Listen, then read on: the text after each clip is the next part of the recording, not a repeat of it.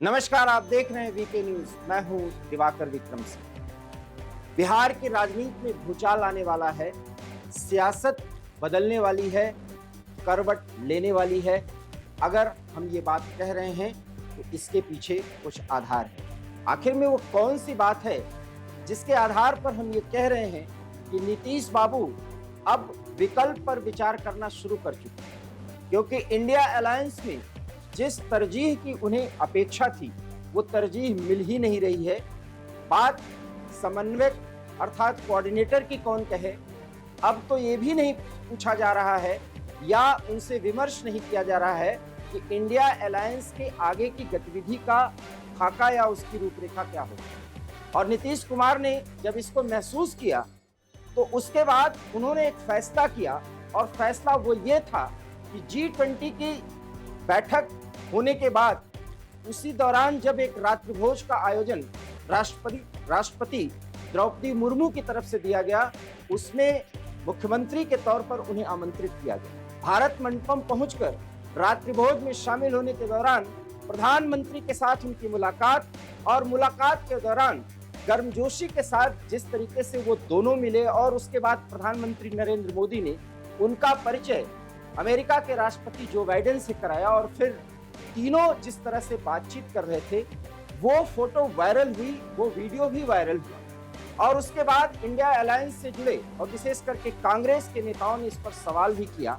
परोक्ष तौर पर ही सही, नीतीश के पार्टी को संदेश भी गया कि मुख्य भूमिका में आने वाले नीतीश कुमार आखिर कर क्या रहे। लेकिन शायद तब कांग्रेस के नेताओं या इंडिया अलायंस के नेताओं को यह अनुमान ही नहीं था कि नीतीश कुमार इंडिया अलायंस के 3 बैठकों के बाद जिस तरीके से राहुल गांधी और लालू प्रसाद यादव के बीच में नजदीकियां बढ़ रही हैं, उसको लेकर के परेशान हैं, और इसके बाद वो विकल्प पर सोच रहे हैं। साथ ही साथ इंडिया अलायंस की किसी भी गतिविधि पर सबसे ज्यादा अगर कोई बोल रहा है तो कांग्रेस के नेता, विशेष करके राहुल गांधी या लालू प्रसाद यादव। नीतीश कुमार दूसरे दर्जे के नेता के रूप में अपने आप को इंडिया अलायंस की राजनीति में नहीं स्टैब्लिश करना चाहते, नहीं स्थापित करना चाहते। फिर उनके पास विकल्प क्या है, और विकल्प के तौर पर व्यक्तिगत तौर पर उन्होंने निर्णय लिया कि प्रधानमंत्री जहां पर उपस्थित होंगे भोज में, वहां उनसे मिला जाए। और उन्होंने मुलाकात की, और उस मुलाकात के बाद हलचल तेज हो गई। बात यहीं तक नहीं थी कि सिर्फ प्रधानमंत्री से मिले, गर्मजोशी के साथ मिले, प्रधानमंत्री ने उनका परिचय कराया। उसके बाद वो जब बिहार लौटे तो कुछ ऐसी गतिविधियां, या आप कह सकते हैं कुछ राजनीतिक गतिविधियां उनके द्वारा आगे बढ़ाई गई, जिसको लेकर के सवाल किए जा सकते हैं। जैसे ही वो पटना पहुंचे, दूसरे दिन जनता दल जदयू के सभी नेताओं को, कार्यकारिणी के सदस्यों को उन्होंने बुलाया, यहां तक कि जिला अध्यक्षों को भी बुलाया, और उनसे फीडबैक लिया कि जदयू को क्या जनता तरजीह दे रही है, खास करके इंडिया अलायंस में उसकी भूमिका को लेकर के। और जो फीडबैक मिला, कुछ नेताओं की तरफ से जब सवाल उठाए गए तो नीतीश ने कहा कि आप एकला चलो की राह पर चलें, किसी की भी न सोचें। और उस मीटिंग में उन्होंने संकेत दिया कि बिहार में लोकसभा चुनाव के दौरान अपने ताकत पे ज्यादा से ज्यादा सीटें हासिल करनी है।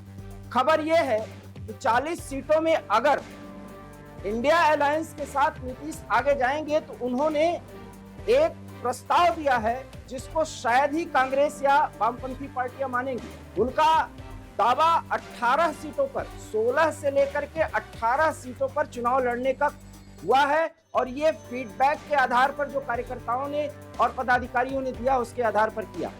इतना ही दावा लालू प्रसाद यादव और तेजस्वी यादव भी कर चुके। अब आप समझिए, 16 और 16, 32 सीट पर अगर ये दोनों चुनाव लड़ेंगे तो फिर क्या 8 सीट पर कांग्रेस और वामपंथी चुनाव लड़ेंगे, और क्या उसमें कांग्रेस को उसके हिसाब से जो उसकी अपेक्षाएं हैं उतनी सीटें मिल जाएंगी। और ये जानबूझ करके इस कॉन्सेप्ट और परसेप्शन पर खेल किया गया, और सीटों पर 16 से अधिक सीटें लड़ने की बात को आगे बढ़ाया गया। प्रक्रिया वहां भी हुई। यही नहीं, इसके बाद नीतीश कुमार ने स्पष्ट रूप से कुछ ऐसी घोषणाएं की जिससे जनता को फायदा हुआ। ये ठीक उसके बाद की बात है जब वो रात्रि भोज के बाद दूसरे दिन बिहार लौटे और उन्होंने एक तरह से राजकीय खजाने को खोल दिया और जनता के लिए कुछ ऐसे बड़े ऐलान किए, वो हम आपको ग्राफिक्स के जरिए बताएंगे। वो कुछ ऐसी बातें हैं जो बिना लालू प्रसाद यादव या तेजस्वी यादव से बात किए किया गया। अब ये सवाल उठता है कि अगर जनता से या अधिकारियों को या राज्य के कर्मचारियों को कोई बड़ा सौगात अगर देना था तो वो मिलजुल करके देना चाहिए था, जबकि नीतीश कुमार ने इसमें किसी से भी कोई बातचीत नहीं की। अब सवाल ये उठता है कि ये एकला चलो की राह पर अकेले ही इस तरह का फैसला बिना उप मुख्यमंत्री के उन्होंने ले लिया, तो क्यों लिया?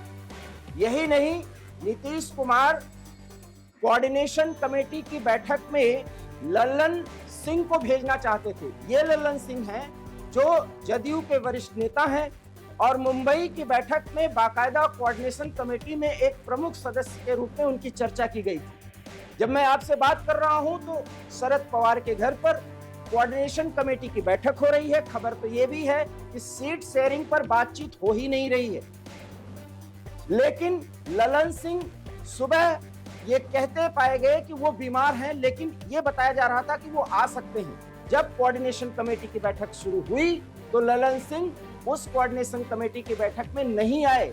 अब आप समझ सकते होंगे कि क्यों वो नहीं आए।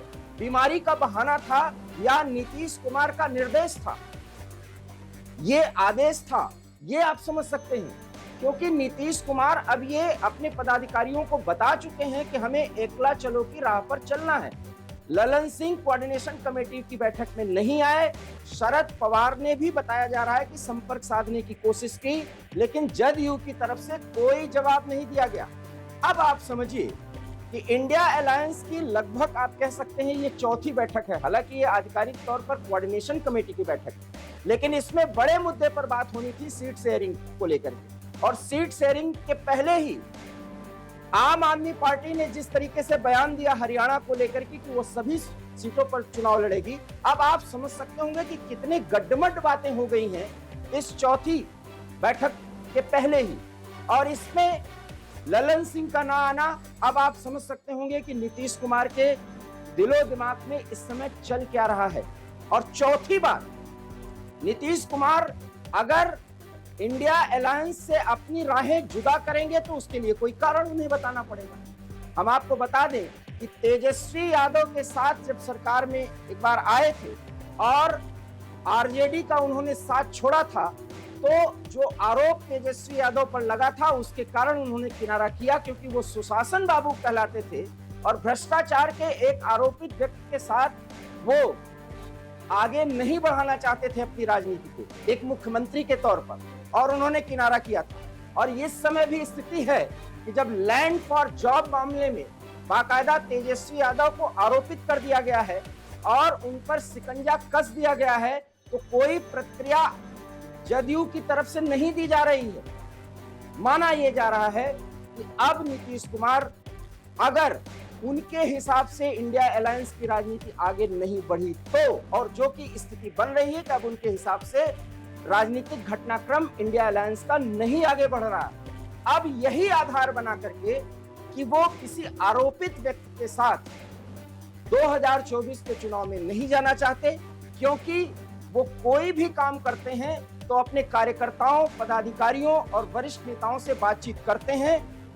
और ये फैसला लेने के पहले उन्होंने आनंद फानंद में जदयू की बैठक बुलाई थी जब वो रात्रि भोज से लौटे थे, उसके ठीक दूसरे दिन। उसके बाद मिले फीडबैक के आधार पर बताया तो ये भी जा रहा है कि उन्होंने आधार भी तैयार कर लिया है। और यही वो कारण है कि नीतीश कुमार के स्टैंड और उनके रुख को देखते हुए तेजस्वी यादव ने भी आरजेडी की आनंद फानंद में एक बैठक बुलाई थी।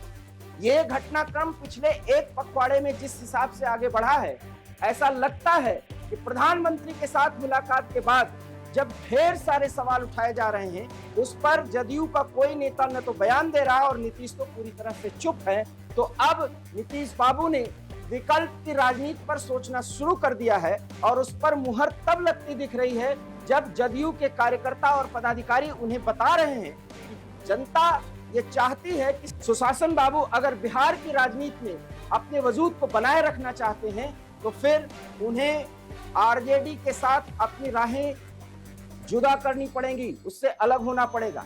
ये वो 4 से 5 कारण हैं जो इस बात की ओर संकेत दे रहे हैं कि नीतीश कुमार ने विकल्प सोच लिया है। अभी फिलहाल उन्होंने एनडीए में जाने का कोई संकेत नहीं दिया है, न उनके पदाधिकारी किसी भी वरिष्ठ नेता की तरफ से इस तरह का बयान आ रहा है, लेकिन वो जो संकेत दे रहे हैं उससे राहुल गांधी की मुश्किलें बढ़ेंगी, शरद पवार की मुश्किलें बढ़ेंगी, निश्चित रूप से ममता बनर्जी की भी मुश्किलें बढ़ेंगी और बढ़ सकती हैं अगर नीतीश कुमार ने इस तरीके का ठंडा रवैया लगातार अख्तियार करने का क्रम जारी रखा। तो बात उसमें और तब बढ़ जाती है जब आम आदमी पार्टी एकला चलो की राजनीति करते हुए कई राज्यों में अपने दम पर चुनाव लड़ने की बात कर रही है। ऐसी स्थिति में नीतीश कुमार का ये रुख इंडिया अलायंस के भविष्य पर बड़ा सवाल खड़ा कर रहा है। क्या होगी वो स्थिति और क्या नीतीश कुमार को भी, जो कि नाराज बताए जा रहे हैं, उन्हें मनाने की कोशिश किया जाएगा और कौन करेगा इसकी पहल? वीके न्यूज इसकी जानकारी देगा और इसके बारे में आपके सामने विश्लेषण भी प्रस्तुत करेगा। फिलहाल इस खबर और विश्लेषण से मैं आपको यहीं पर छोड़ता हूं कि आप किसी निर्णय पर पहुंचे और प्रतिक्रिया हम तक जरूर पहुंचाएं। मुझे दीजिए इजाजत। नमस्कार। वीके न्यूज, राष्ट्र के नाम।